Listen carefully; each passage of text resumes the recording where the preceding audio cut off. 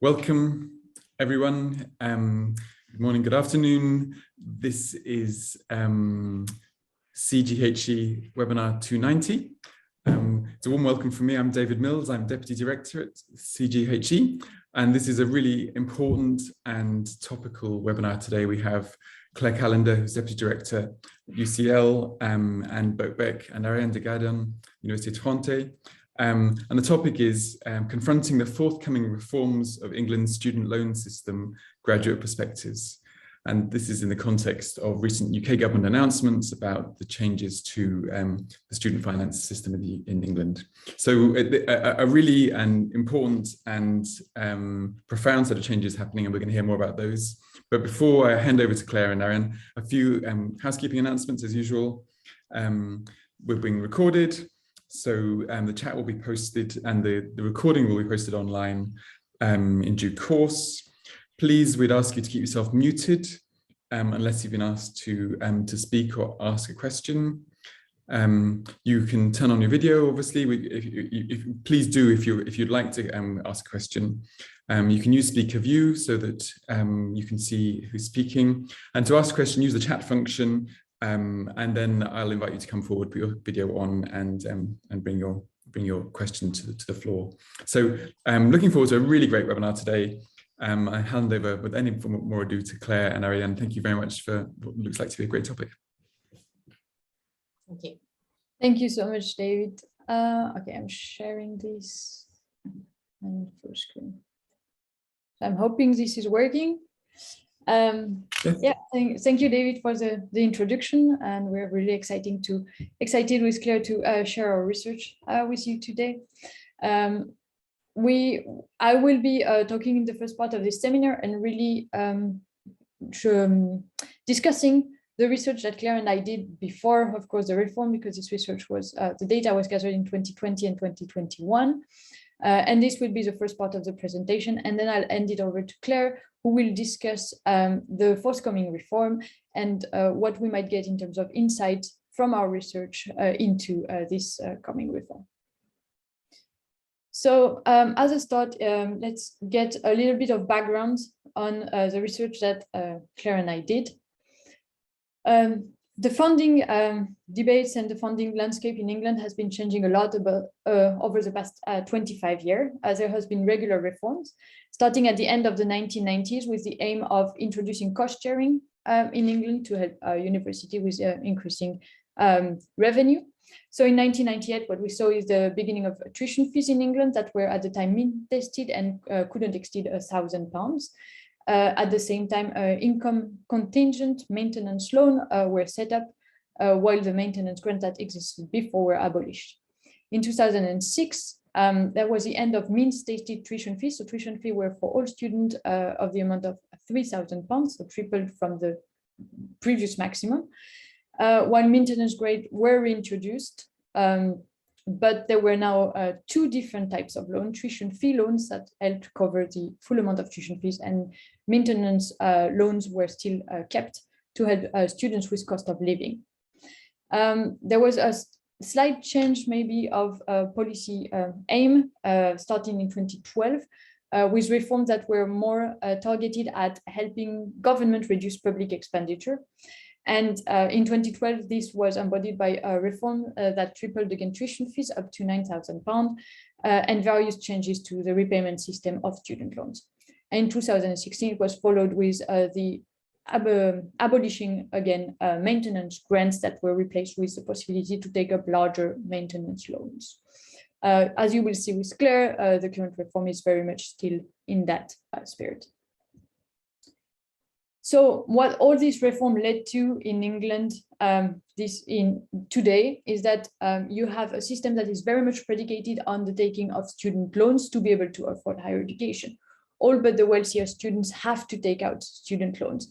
And you can see that in statistics that in 2019, 2020, 95% of all undergraduates had tuition fee loans and 91% had maintenance loans. That means that more students than ever are taking out student loans to be able to afford their higher education. At the same time that more students are taking student loans, they are on average borrowing more money than ever. So they are graduating with higher level of debt, which are today north of £45,000 on average at graduation.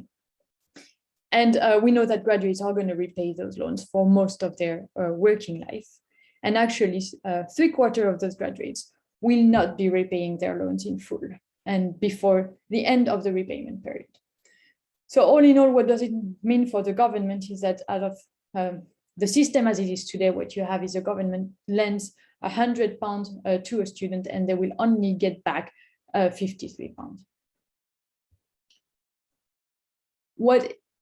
What has been missing from all these debates and changes and policies around student loans and student funding in England is the voice of graduates. So a lot of people, a lot of stakeholders have been involved. You have of course, the government, politicians, policymakers, think tanks, researchers. They've all been involved in all of this reform. But what's been missing is those graduates who are actually repaying student loans.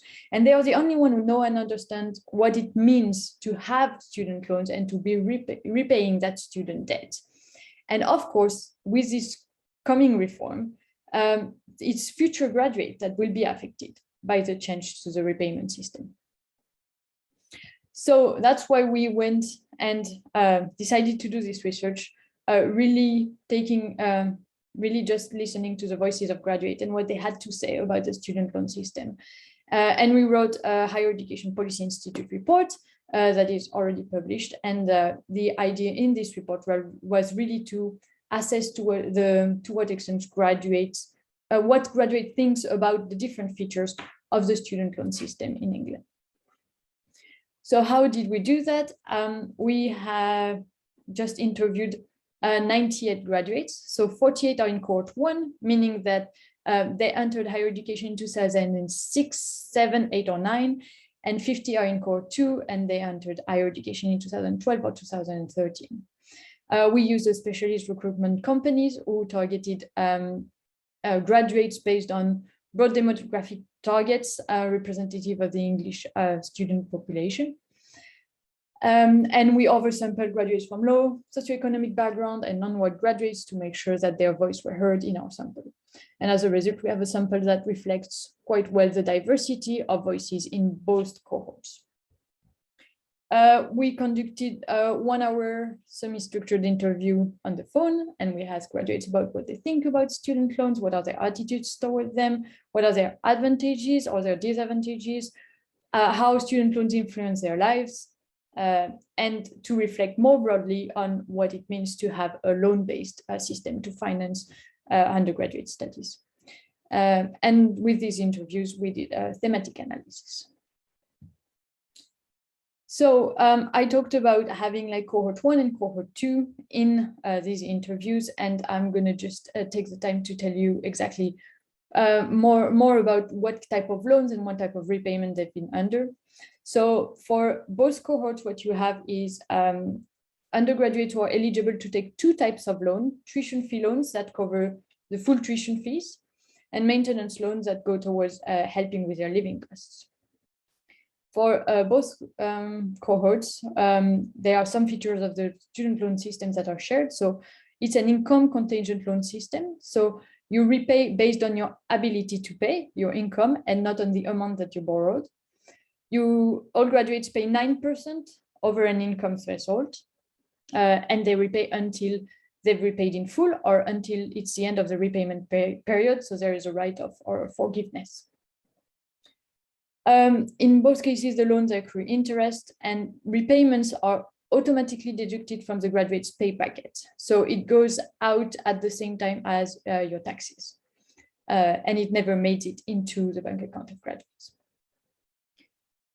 There are, however, significant difference between our 2 cohorts. As I said, cohort 1 where graduates who entered between 2006 and 9, and cohort 2 after 2012. So the first cohort had lower tuition fees of about £3,000, while the cohort 2 had tuition fees of £9,000 as it started in 2012. The repayment threshold are also very different. It's lower for cohort 1. So when plan 1 started, so in 2006, it was 15,000. And when we interviewed the graduate, it had in autumn 2020, it had risen to a little over 19,000. On the other hand, for cohort 2, it started at 21,000 and was over 26,000 when graduates were interviewed. As I said, they both repay 9% over the threshold, and the repayment period is slightly longer for cohort 2 at 30 years versus 25 years for the first cohort. And in both cases, it's automatically deducted. Yeah, you also have differences in interest rates. So for cohort 1, the interest rate is basically equal to inflation. So it will be the lowest between the retail price index or the Bank of English base rate plus 1%. Cohort 2, while individuals are studying, the interest rate is the same for everyone, and it's RPI plus 3%. And after leaving education, it's actually on a sliding scale. So for low-income students, it's low-income graduates, sorry, it's going to be just RPI, and then it can be up to RPI plus 3% if for graduates who have high incomes, so over 49,000. So that means in practical terms, for instance, that when we interviewed graduates for cohort 1 in autumn 2020, it was 1.1% for all of them, while for cohort 2, when we interviewed them in spring 2021, it could be up to 5.6%.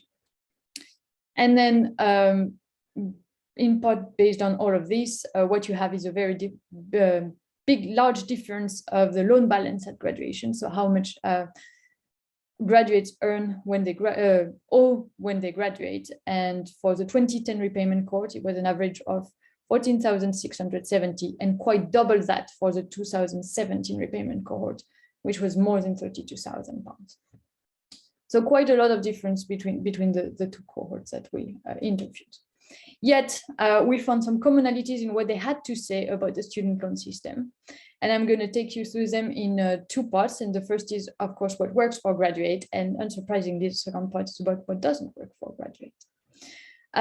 So in this first part, we find that student loans are actually, a lot of graduates agree to say that they are facilitating access to higher education in two ways. First, without the student loan system, a lot of them wouldn't be able to afford higher education. So that's what this graduate is saying. You know, I take the loan or I don't go to university. So it's an enabler. It enables them to go to university.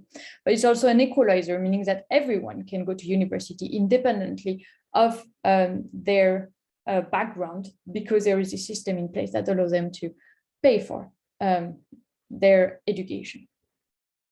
The repayment system is also very much valued by graduates. First, they agree that having an income threshold in itself is protective. It means that if they can't pay, they don't have to pay. And it allows them to also go through life and through employment shocks, for instance, and being furloughed or quitting, etc., without having to care about repaying their student loans. They found that the monthly repayment that they actually have to repay, so the 9% above the threshold, is very often quite an affordable amount. And so it's just, they describe it as just a little bit of their income. And they very much like the fact that it's automatic, because this is money that's taken before it hits their bank account, at the same time as their national insurance, etc. It's money that they don't feel that they lose because they never have it. So what's important to them is that amount that's going to be in their bank account, and student loan is already taken out of that. On to maybe what does not work for graduates, and first and foremost maybe is the high tuition fees. So both cohorts 1 and 2, felt they were particularly unlucky with their tuition fees, because if they had gone like one or a couple years before, they wouldn't have quite the same amount of tuition fees. So cohort 1 actually missed out on lower or no tuition fees, and cohort 2, of course, saw the tripling of tuition fee to £9,000. What they are particularly unhappy about is that it did not lead to a different higher education experience for them, in that their study was the same as the people that went before and paid less. So one anecdote a graduate was talking about is that one of their friends went a little bit like 1 year before them, and that friend was asking were your slide gold plated or anything, and she was saying no, same as yours. So no difference in experience, but very much a difference in tuition fees. Graduates, as a result of those high tuition fee, really question the value for money of their degree and of taking on that student loan debt, stating that there's a lot of jobs out there that don't pay, even with a degree that well. So is it really worth the debt? Depending, and that really depends on what you end up doing with that degree. So there is a balance in terms of fairness with the loan and the job that you get in your future, basically. And we also found that a lot of graduates in cohort 1 actually ended up talking about the £9,000 tuition fees, even if they were not subject to them, and just saying that it would have been for them a different decision in terms of going to higher education if they had been subjected to this type of fees.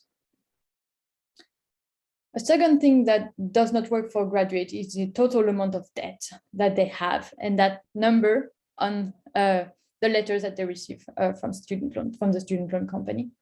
It leads to very different level of psychological disturbance among graduates. In cohort 1, we found graduates describing it as daunting, painful, something that's hanging over them.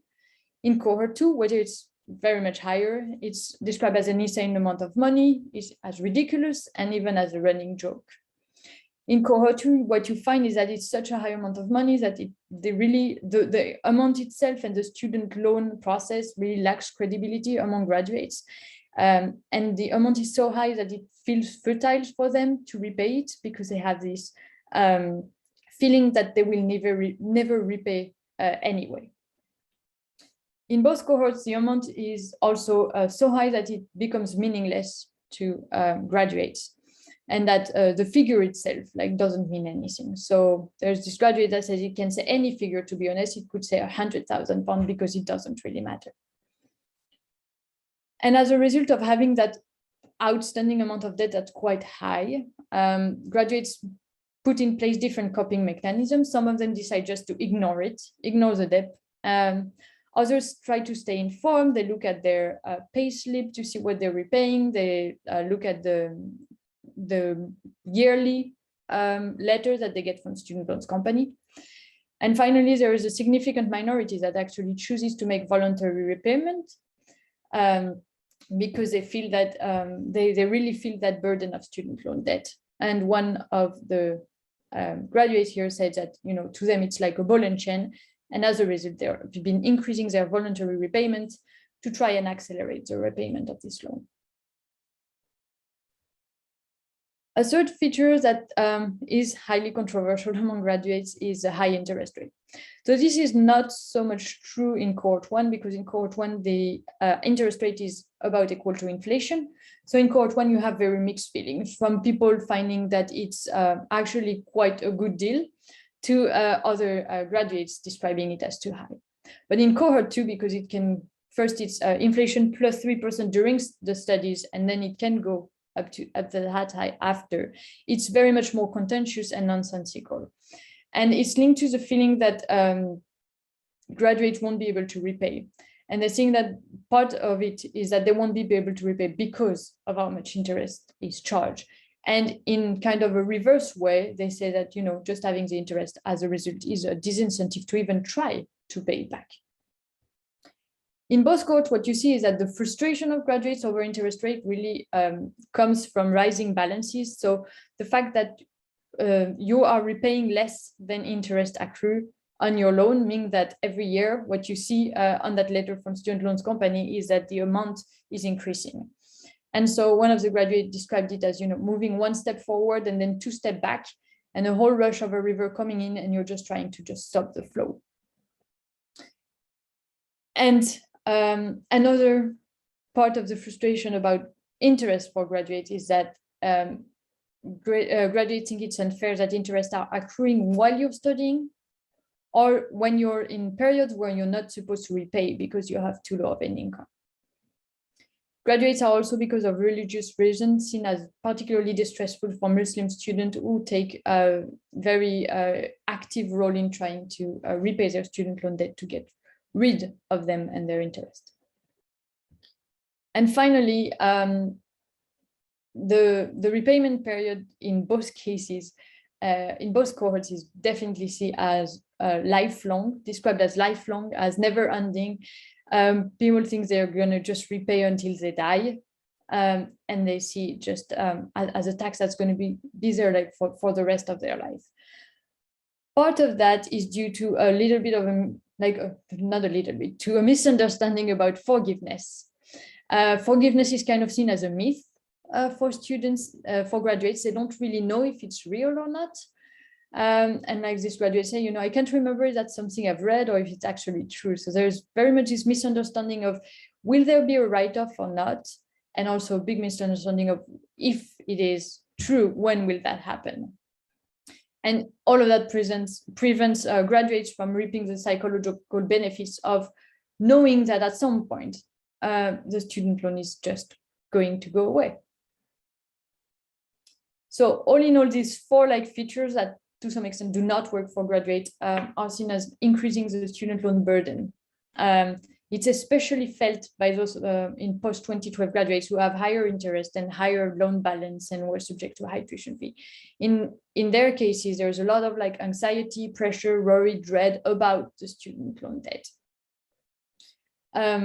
And I've put here a few quotes that just show you what some of the graduates have been telling us about their student loans, and that really show that in some cases it has an important psychological role for graduates. So it's like a ball and shell. It makes you feel sick and horrible. I don't see a light at the end of the tunnel, or it's a big hit to you mentally and morally. So with that said, and all this said about our research, I'll now let Claire tell you about the reform that's coming and what we can learn from everything I've just told you about what's coming. Thank you, Ariane. That's great. Well, Ariane has very skillfully outlined the key findings from our research and the features of the loan system that graduates liked and that they didn't like. What I want to do is I want to look at the changes that are going to be introduced and the extent to which they may improve graduate situation or maybe make it worse. So in February of this year, the government announced a new set of reforms to the student funding system. The reforms were in part a response to a review of post-18 education and funding commissioned by the government.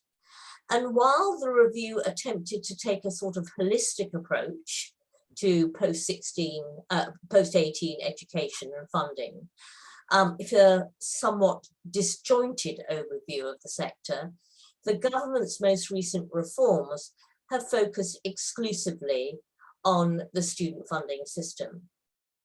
The prime and the sole purpose of these new reforms is to reduce government expenditure on loans and to cut the costs of the loans to the exchequer.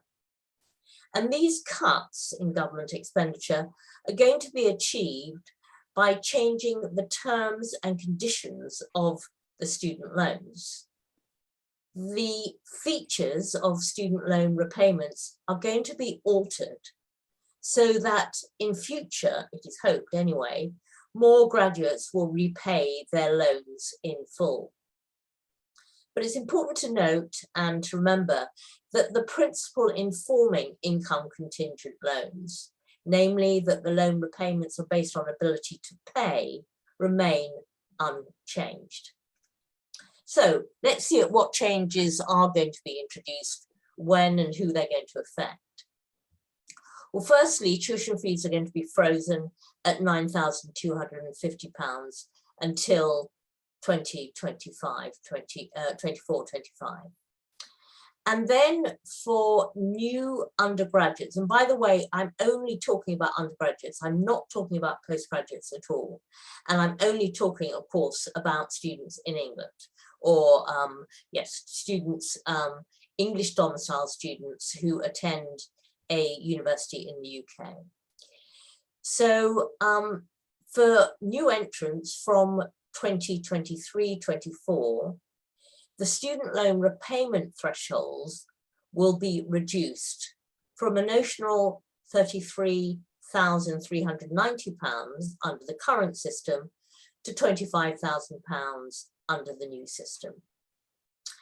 And the indexing of that repayment threshold will also change. In other words, how much it goes up every year. In future, it will rise in line with inflation, with RPI, rather than in line with wages. And this also will affect students who entered higher education between 2012 and 2022. And this too, this change will lead to a lower repayment threshold in the future. The fourth change is that the period when any outstanding debt is written off will be extended from 30 to 40 years. Next, the real interest on loans with inflation plus up to 3% will be abolished, and the rate will be cut to inflation only. There is going to be a consultation on introducing a minimum eligibility criterion for loans, which will indeed whether or not access to loans should be restricted based on prior academic attainment. So we're not sure whether that's going to happen. There's a consultation going on at the moment, and which closes the end of this week. But none of these changes are going to affect graduates who entered higher education between 2006 and 2011. In other words, for us, for our study, cohort 1 students in our study are unaffected by any of the reforms I've discussed, but cohort 2 isn't left untouched. So these reforms and the research that we have conducted, and we published some of the findings at the end of last year, it raises, interesting questions. How might future graduates experience these reforms? And what might the reforms mean for the burden of student loan debt? Will the changes alleviate or increase the burden of student loan debt experienced by future graduates when compared to current graduates?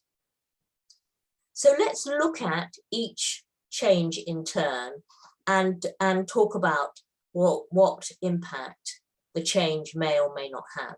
And I'm going to start off with what we have, the most positive changes. So first of all, tuition fees being from the student perspective anyway, a graduate perspective. First, the fees are going to be frozen. So the headline figure of 9250 remains unchanged. What that means is that once inflation is taken into consideration, students starting a degree in 2023-24 will save around £780 over their 3-year course. So that's not going to increase the level of their debt, it'll reduce it slightly. So the freezing of tuition fees will actually have a minimum impact on graduates' levels of borrowing and their loan debt on graduation. And it's likely, as a result, that for future graduates, like those before them, they will consider tuition fees still far too high. They will consider them to be excessive and a ridiculous level. That's what we found in our earlier research. Moving on to interest rates. Now, as Ariane discussed at length, interest rates were really a very, very unpopular feature of the student loan funding system, particularly amongst cohort 2. And this change for students, for future graduates, of a return to an interest rate which reflects inflation and inflation only will be, I imagine, welcomed by future graduates. The reduction in the interest rate to inflation is likely to ameliorate much of the frustration that current graduates experience with these high real levels of interest rates. and especially when they see their outstanding debt balances constantly rising. But, and this is a very important but, while future graduates will be pleased about the lower interest rates, the lowering of the interest rates does have a perverse impact. By lowering the interest rates on the loans, the loan repayment system becomes less progressive. Now, let me explain why that's the case. Graduates, first of all, they pay off the money they borrowed. They pay off the principal. And only after they've paid off the money that they've borrowed do they begin to pay off the interest that has accrued on their loan.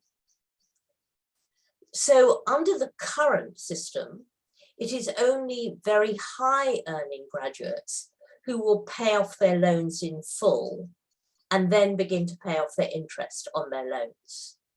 And these high earning graduates also pay the highest interest rates.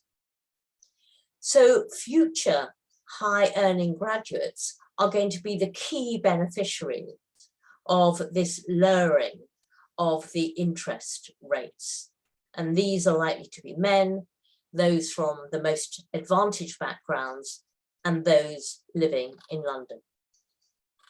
So the fall in interest rates is going to be something that is advantageous to all students, but is going to be particularly beneficial to the highest earning graduates.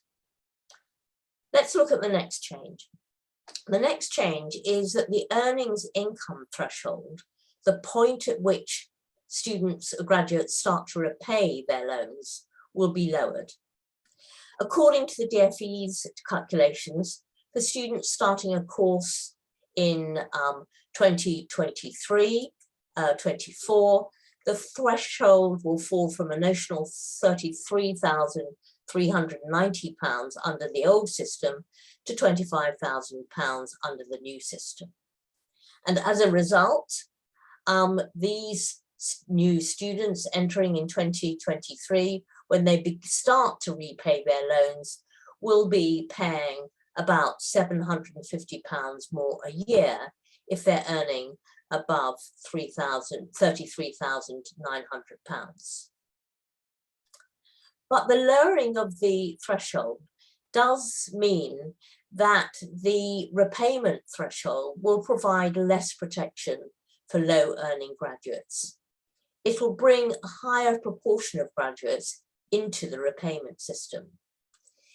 And so as a result, all graduates will start repaying their loans earlier, and they're going to be paying more money each month and over their lifetime.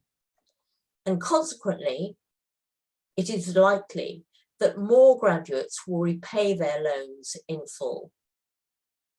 So looking back to what the graduates in our research told us about the role of the repayment threshold in relation to managing their loan repayments, for future graduates, the threshold may mean that the lowering of the threshold may mean that the threshold loses some of its protective features.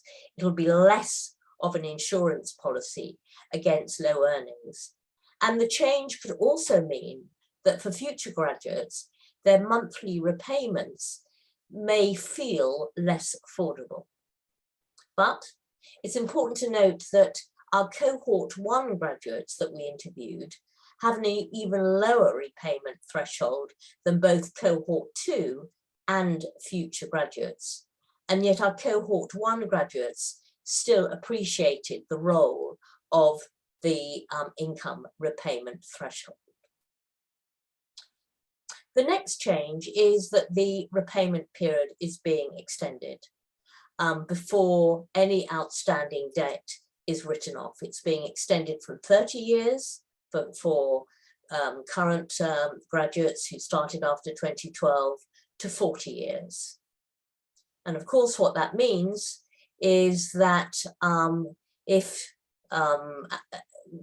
if students graduate when they're about 21, 22, and they don't pay off their loans until 40 years later, that means that graduates are going to be in their 60s before their loan is written off. They'll be paying and repaying their loans nearly all their working lives. And it's quite possible that in future, both parents and their children will be repaying their loans simultaneously, which may have some impact on whether parents can help their children out financially. Together, the extended repayment threshold and the lowering of the repayment threshold mean more graduates will repay their loans in full. And the lessons from current graduates' experiences of the write-off period are very clear for future graduates. Extending the repayment threshold will exacerbate the feeling that repayments are never ending. It may also lead to greater confusion among graduates about whether loan write-off exists and when and if the loan write-off happens. It's likely, therefore, to make loan debt forgiveness an even more confusing and abstract concept. The final thing that may change, and we don't know about this yet, is that the government may introduce a student loan minimum eligibility requirement. That is currently out for consultation. Now, if introduced, it would restrict access to loans only to students who have achieved certain grades in their high school exams in English and maths. In other words, it's a cap on student numbers through the back door. In essence, it would stop those who didn't get high enough grades from going to university. Because what we know and what we showed right at the outset of the presentation is without loans, very few young people can afford to go to university. And as we saw in 2019, 2020, the vast majority of students depended on loans to fund their studies. So it's only the wealthiest who can afford not to take out loans to pay for their education.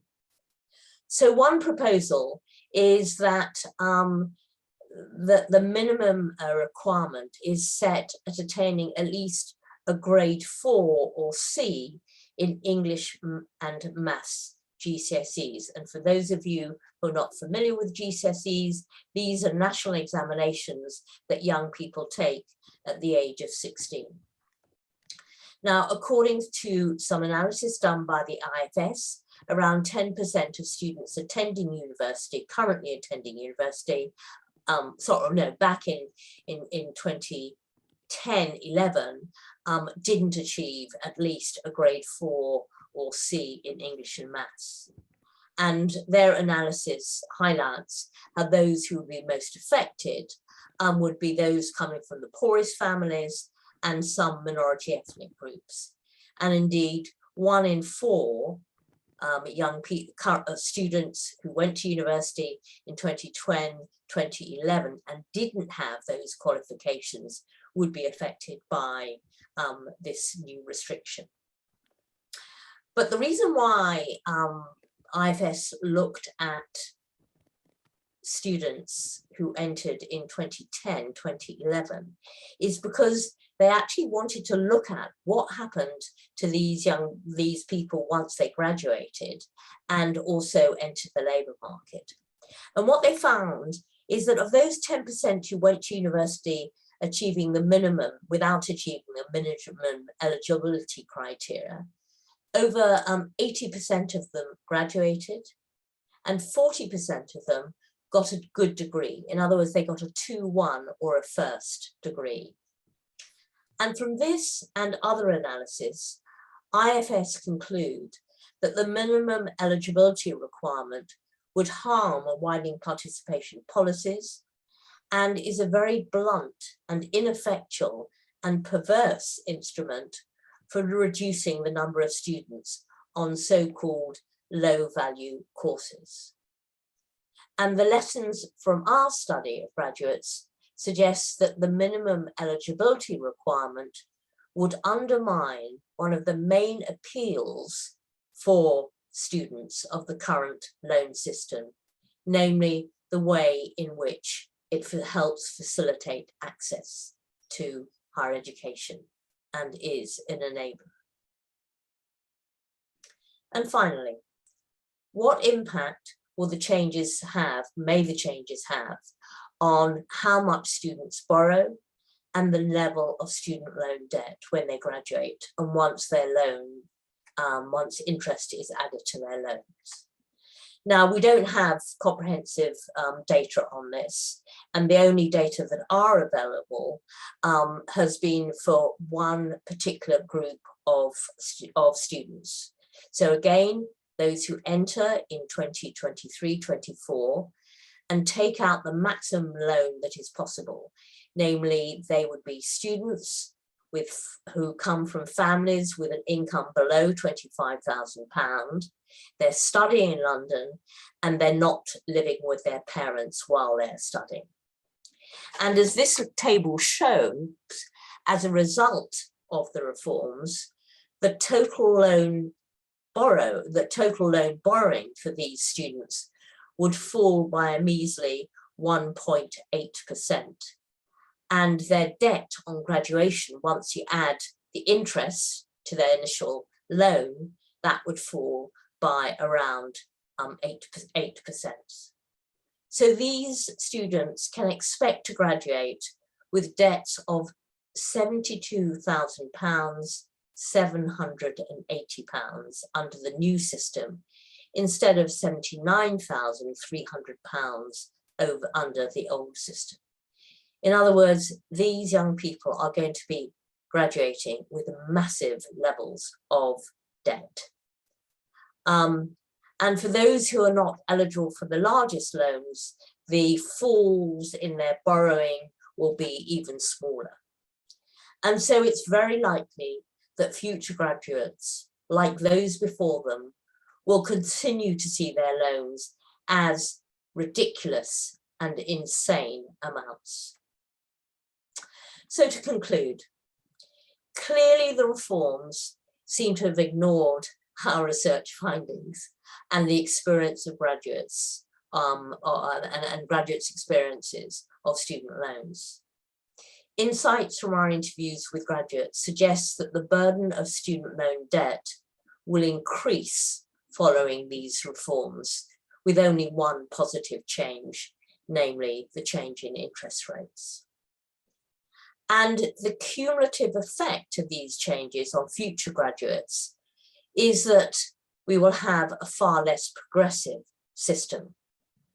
Under the new system, loan repayments will be higher for the bottom 70% of graduate earnings, but lower for the top 30% of graduate earners. And this chart that I have just taken from the IFS shows what's driving these inequalities. Now, the lower interest rates, the green bar on the green part of the bars, they show how it has a positive impact on all graduates, but it's benefiting high earning graduates. The change in the interest rates is benefiting high earning graduates most of all.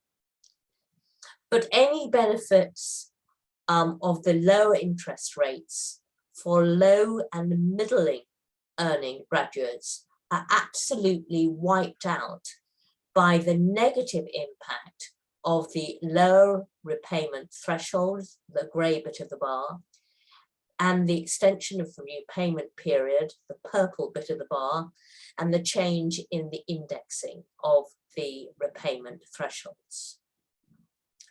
So the threshold changes and the extended repayment terms all increase the lifetime costs of loans by very large amounts, especially for middle earning graduates.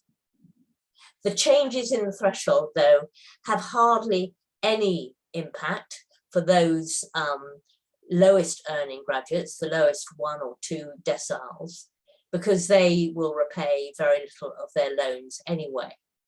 And similarly, it'll hardly affect the highest earning graduates, the top 2 deciles, because all it means is that they will start to repay their loans sooner, and they'll pay off their debts sooner.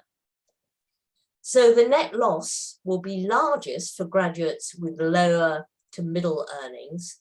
They stand to lose £30,000 on average over their lifetime repayments. In other words, they'll be paying £30,000 more than they would have done under the old system. And the winners are the highest earning graduates. They stand to benefit by more than £20,000 over their lifetime. In other words, the highest earning graduates will pay about £20,000 less over their lifetime than they would have done compared to the old system. But of course, the ultimate winners, in line with the overall aim of these reforms, the ultimate winners are the Treasury. They are set to save at least £2.8 billion for the 23-24 cohort alone. And this slide shows that how the savings are associated with the different changes, and the largest savings are coming from the extension of the repayment period. It also shows the very real costs of reducing the interest rate. So the losers are graduates, and especially lower and middle earning graduates. In future, they are far more likely to pay off their loans in full. And this now makes HE a far more risky investment when compared to the current system. It's now anticipated that around 70% of graduates repay their loans in full under the new system, compared to just 25% under the current system. So what that means is that the system will move away from what in essence is a graduate tax to a much more traditional student loan system. More of the financial responsibility will now rest with students rather than with the taxpayer and the state. So the costs of higher education will increase quite considerably for future students. In future, students will be investing far more of their own funds in their higher education as the state reduces its subsidies. And the big question is what impact, if any, that might have on HE enrollments and future potential students' higher educational decisions. Because it will no longer be the case as it is amongst current graduates, and as we found out through some of our interviews, that low or middle earning graduates can put the loans to the back of their minds and not worry about their loans, because they know they will never repay their loans off in full before their loans are wiped off after 25 or 30 years. In future, a far higher proportion of these low and middle earning graduates will be repaying their loans in full. And what these changes mean is that it will make university enrollment a far less financially attractive proposition.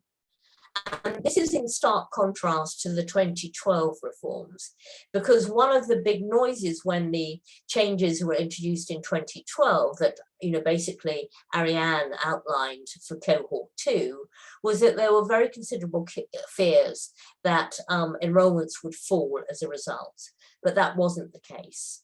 But that was because actually the costs of higher education only increased for the highest earners. So with this greater financial responsibility, the burden of student loan debt experienced by current graduates will likely remain for future graduates too, and potentially become more severe. But the actual and real impact of these reforms on both graduates and the taxpayer in reality is unknown, because it all depends on graduates' earnings over the next 50 years. And that in itself is unknowable. Thank you. Claire and Ariane, thank you very much for very detailed and also rather bleak analysis of where things were and where they look like set to be. And I think I was particularly struck by the 10% of students currently who haven't got those grade 4 qualifications, what that might mean. So I think you set out, very clearly just how serious this could be, but as you say, also how unpredictable it is as well. So we have 10 minutes and we have some really interesting questions, so I'm going to go straight to them. Ian McNay, do you want to start? Can you see and hear me? Yes. Good. I'm conscious that RPI is approaching 10%. I'm conscious that under this government, life expectancy is declining. It's a question of then, will more people not pay off their debt, and will more people die before the end of the repayment period? And if so, is it a charge against their estate? No, it dies with them. It dies with them. Phew. Not in the US, but here it does. Okay, thank you very much. That's really helpful. Heather, would you like to come in and ask a question? Yes. It's already getting quite difficult to get mortgages, particularly in the south and southeast, because of the very high cost of any properties. Already mortgage companies are asking and getting information about student loans and how much needs to be paid back, and they consider this before giving mortgages. Is this going to affect the housing market, and has any work been done on this? Because if it is going to have a major effect on the housing market, which I think it could well do in some parts of the country, then it doesn't help society at all, and not even the Treasury. Ariane, do you want to talk to that? Do you remember all the findings? The answer is yes, Heather. We've done a paper, we've published it. Where have we published it? Journal of Social Policy. We've got a paper which looks at that, and we compare graduates with non-graduates, graduates who've taken out loans and those who haven't taken out loans. And we look at what happens in terms of whether they live with mum and dad, or where they're living, whether they've returned home to live with mum and dad, or they're living with mum and dad, and whether they've entered into the housing market and bought a property. Do you remember the findings, Ariane? Yeah, so basically what we find is that graduate non-borrowers are the best off. And they are the one who are, this is about, like, the data was about 5-6 years after graduation, so it's pretty early, but what we find is the one that are on the housing ladder already are the graduate non-borrowers, and to some extent the graduate borrowers look very much the same as non-graduates at this point, with the limitation being that it is quite early. The data was not there further along yet. And this might change, but early on what we see is that there is, graduate borrowers are very similar to non-graduates in terms of housing. And maybe one thing that's worth mentioning is that in terms of taking up a mortgage, the student loan doesn't count against your credit score in England. However, because it is part of what's taken up out of your pay packet, it can influence the amount of loan that you take. So it shouldn't influence whether or not you can take a mortgage, but it definitely influences how much you can take in terms of your net pay being reduced by the fact that you're paying back student loan. So what we are arguing in that paper, and the sort of, while we've got lots of nice hard data on the impact, what we're trying to, the key message from that paper is that we need to think about student funding and the student loan system and how that structures housing options. That's one of the key messages, that while everybody talks about the welfare state, the mortgage market, etc., the price of housing, blah blah blah, While all those are really important dynamics in terms of affecting young people's housing options, we also have to look at student loans and the student funding system. This ain't going to make things better. I mean, the future changes, I can assure you. But maybe preempting some of the questions that are in the chat, this is very much what this research is about, that we're doing with Claire, is about the impact of student loans in the long term, and what it means in terms of influencing graduates' choices in life. And that's our next paper that we're working on right now. And we very much want to really bring the student loan debate into other policy areas, because it has an influence of people for now 30 years, and maybe next year, well, very probably next year, for up to 40 years into their active life. Yeah, so.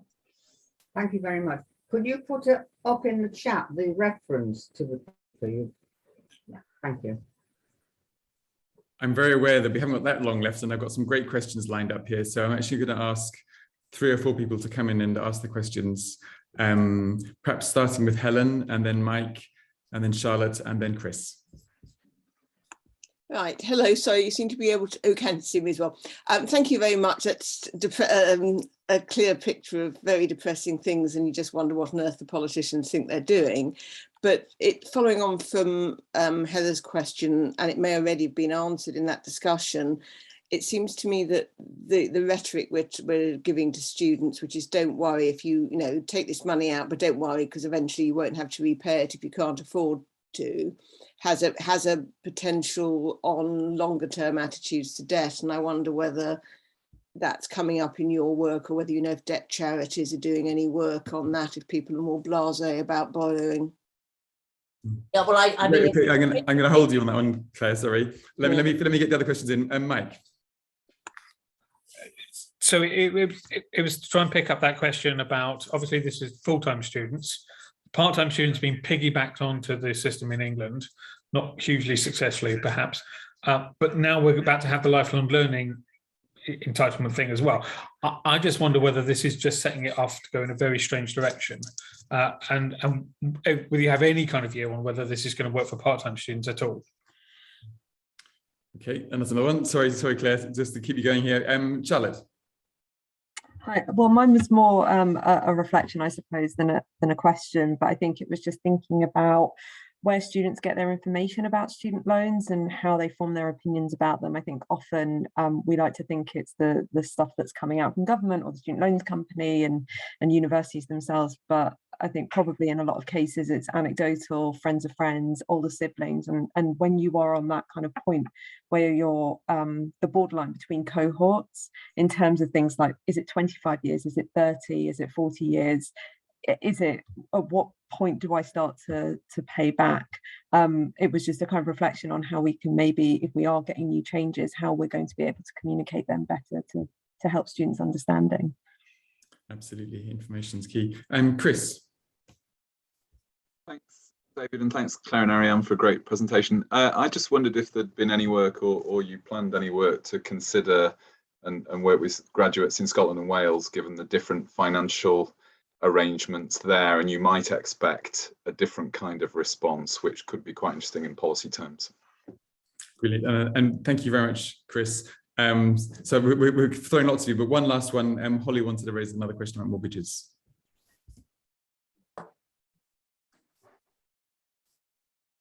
Holly Smith, do you want to come in? Yes, thank you. Thanks very much for a fantastic presentation. So it was just following on from the mortgages question.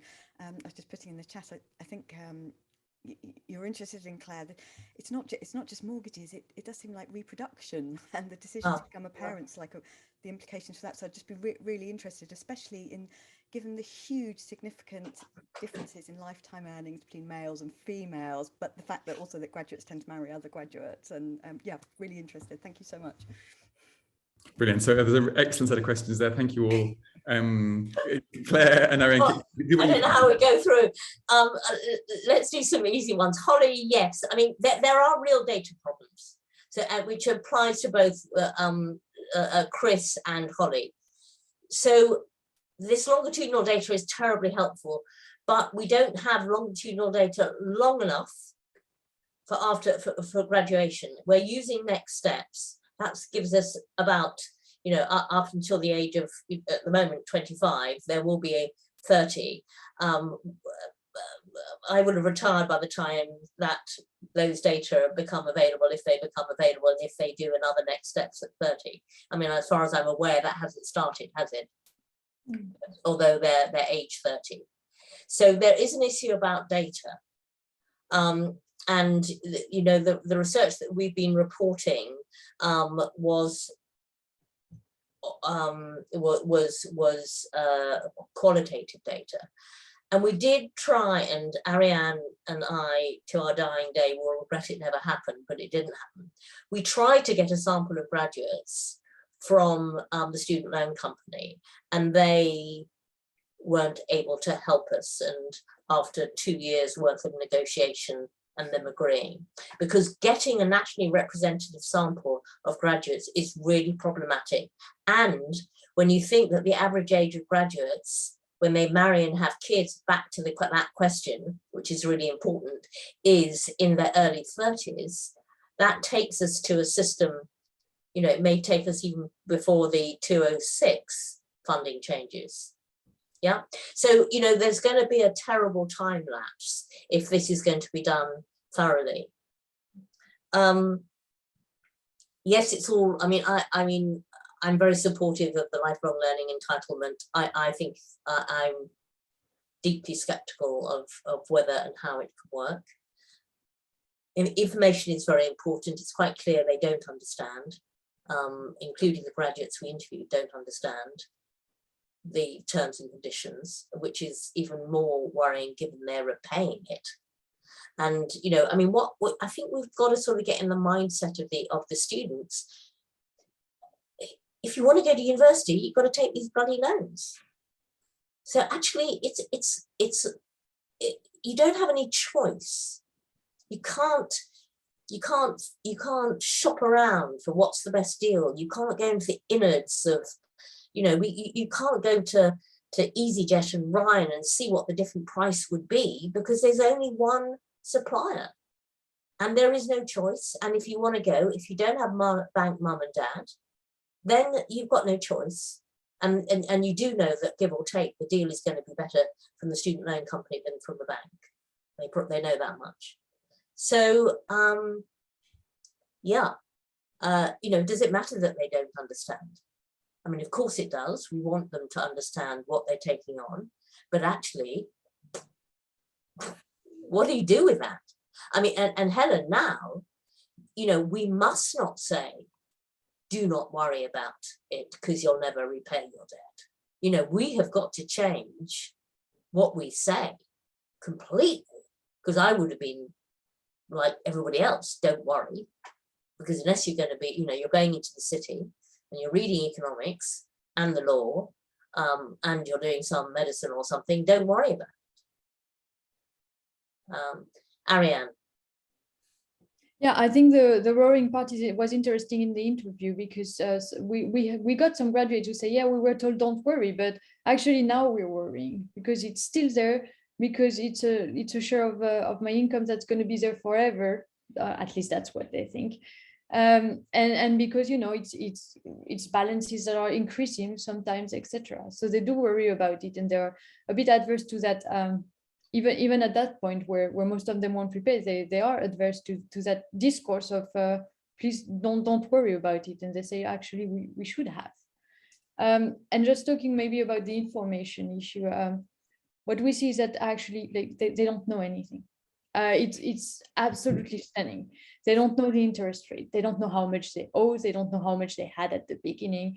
They don't know when they're gonna when it's gonna be forgiven. It's absolutely impressive the extent to which they don't know about it, and all they have is like kind of bits of information maybe from when they took it. So that was when they were 17, and as a reminder, we interviewed them when they were like 26 and 30, 31, 32. So that was a really long time ago. And since then, they don't know. They get one letter a year that just tells them, here's what you owe. And there's no more information than that. And the information they get are like from Martin Lewis. That's what we get from graduates. So there is actually a lot. I think that's one thing that policy could do a lot better. is information, because what we see is that they know nothing, absolutely nothing. But I still wonder what impact having all that information, apart from it being confusing, would have, given they've got no choice. Well, the choice is not to go and not to take it out, I suppose. That is the scary choice. Or to find, I mean, or to find another route, which of course the government wants in theory. Yeah. Or you know, while they're repaying, knowing what's happening. Because what we see is that they don't know what's happening, and some of them don't even know what's taken on a monthly basis. So maybe having a better handle of it could help with a little bit of the burden. But that's all something that could be tested at the end. And do you think there's any learning at all from what's happening in Scotland or Wales, which is Chris's question? Well, I think the problem will be getting, I mean, Chris, there has been some work done in Scotland, but I don't think there's been any work done looking at the longer term impact. That data source that we have covers England only. It's the longitudinal, young people, whatever it's called, whatever its name was, LYPS, whatever.